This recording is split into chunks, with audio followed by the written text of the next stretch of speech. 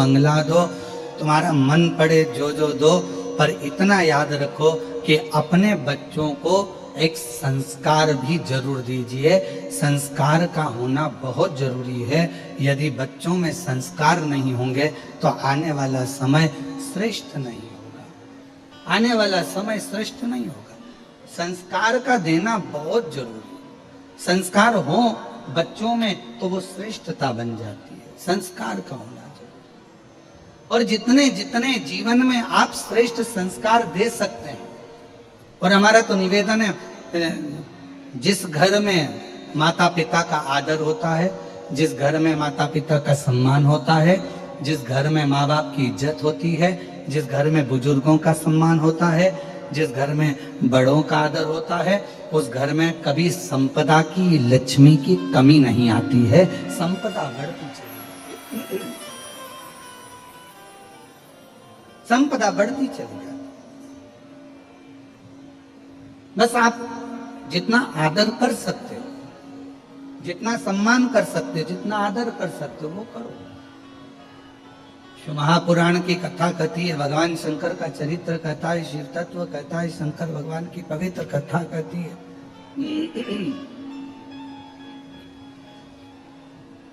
पितृलोक में जैसे ही भगवान देवाधिदेव महादेव का आगमन हुआ,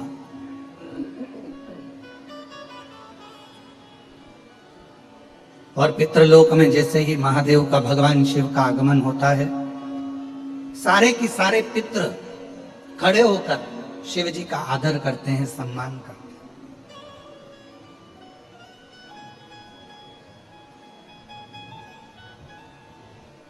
अब कितनी सुंदर बात कही है।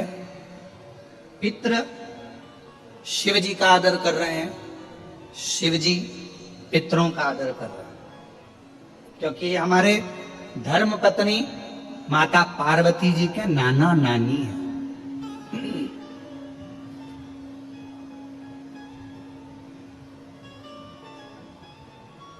खूब आदर किया, खूब आदर।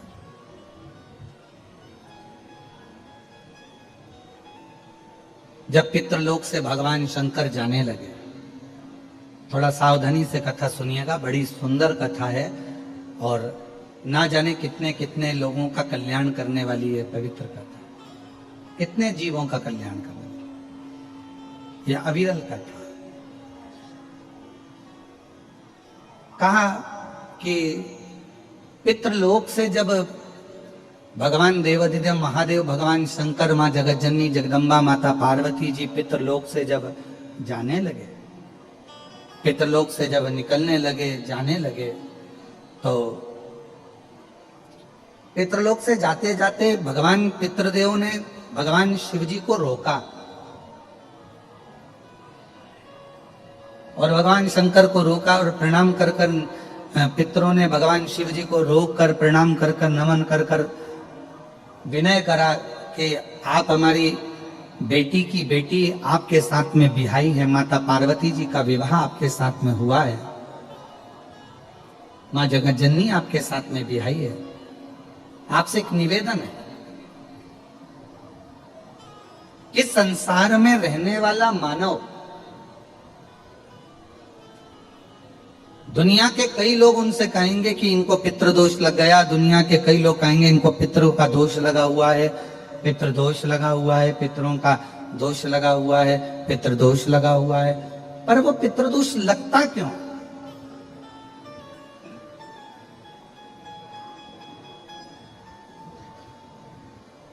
पितृदोष लगने का कारण है क्या? आपने अपने गए हुए पूर्वजों के लिए तर्पण भी करा, पिंडदान भी करा, तिलांजलि भी दी, ब्राह्मण का भोजन भी कराया, सब कुछ करा, जो आपसे बन सकता था आपने सब कुछ करा, सब कुछ। फिर पितृदोष कैसे लग गया? फिर पितरों का दोष कैसे लग सकता है? तो पितरों ने तुरंत भगवान देवाधिदेव महादेव से कहा कि संसार सागर में माता पिता के रहते हुए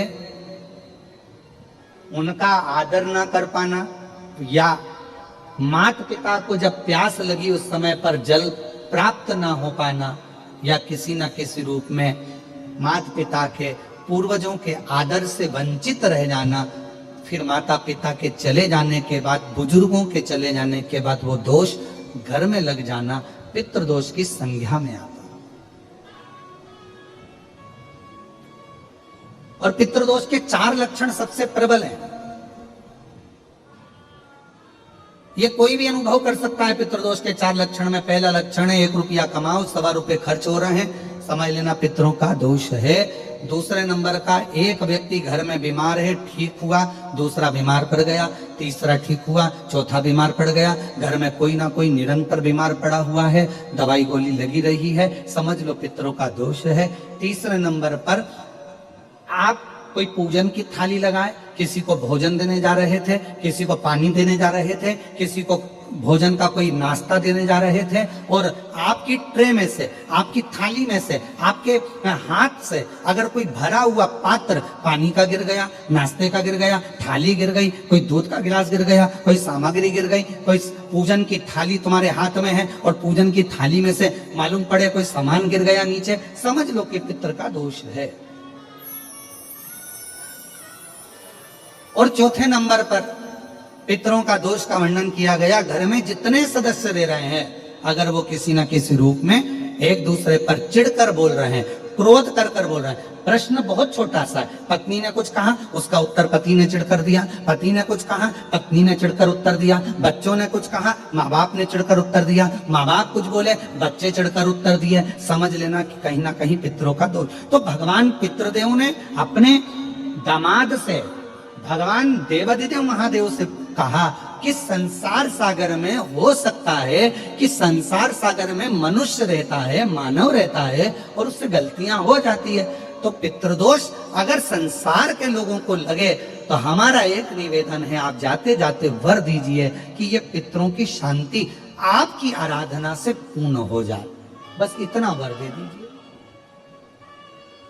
शिव जी उस समय पर मौन हो गए। भगवान देवादिदेव महादेव एकदम मौन। पार्वती जी ने शिव जी से कहा, आप हमारे नाना जी को वर नहीं देंगे?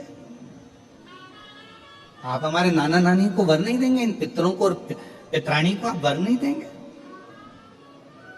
शिव जी ने वर दिया मां पार्वती जी के नाना जी को और अपने नाना ससुर को। हे पितृदेव,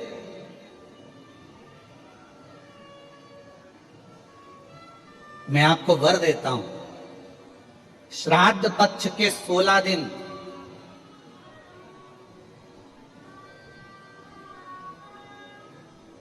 यदि संसार का कोई मनुष्य बेल दूध का प्रयोग करता है, बेल दूध से मतलब होता है बेलपत्र के ये मध्य भाग जो होता है, बेलपत्री की जो नीचे की 2 पत्तियां जो होती है, ये 2 पत्तियां जो बेलपत्री की होती है, इस बेलपत्री की दोनों पत्तियों को शिवलिंग पर जब आप रखते हैं, शिवलिंग पर रखने के बाद में आपके हाथ में जो कटोरी में दूध है, वो दूध इन दोनों पत्तियों पर, ये पितरों के भाव से, पितृ पितराणी के भाव से, आप दोनों पत्तियों पर बेल दूध को अगर समर्पित कर रहे हैं, बेलपत्र समर्पित करने के बाद थोड़ी सी कटोरी में अगर गौमाता का दूध है और ये दोनों पत्तियों पर अगर आप अपने गोत्र से दूध चढ़ा रहे हैं, तो संसार में ऐसा कोई व्यक्ति नहीं है जिसके ऊपर पितृदोष लग जाए। पितृदोष समाप्त होकर ही रहता है।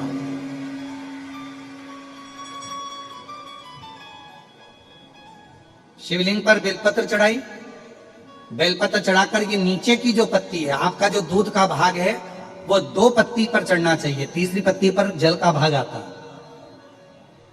2 पत्ती पर आपका दूध का भाग रहे।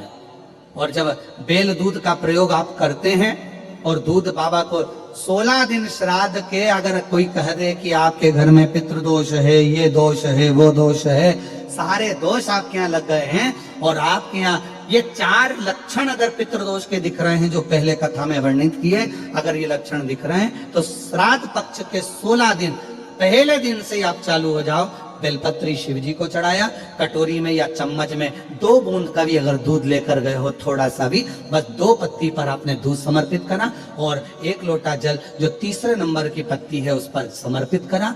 आपको 16 दिन करने के बाद आपको खुद अनुभव होगा 17वें और 18वें दिन से कि मेरे घर में ऐसा लग रहा है कि सब शांति है और कोई किसी से चिढ़कर बात नहीं कर रहा, लक्ष्मी की वृद्धि अपने आप होना प्रारंभ। कैसा भी। और यहां तक शिव महापुराण की कथा कहती है किसी की फैक्ट्री बंद हो गई, किसी की दुकान बंद हो गई, चलते चलते अगर किसी का व्यापार बंद हो गया, 4 दिन चल रहा था, बहुत अच्छा चला, उसके बाद एकदम डाउन आ गया, कोई प्रशासनिक कार्रवाई हो गई, कोई अदालती कार्रवाई हो गई, कोई परेशानी सामने आकर खड़ी हो गई है, तो भी अगर प्रति 16 दिन तक लगातार शंकर भगवान के शिवलिंग पर बेल दूध का प्रयोग किया गया है, तो आप 17वें दिन से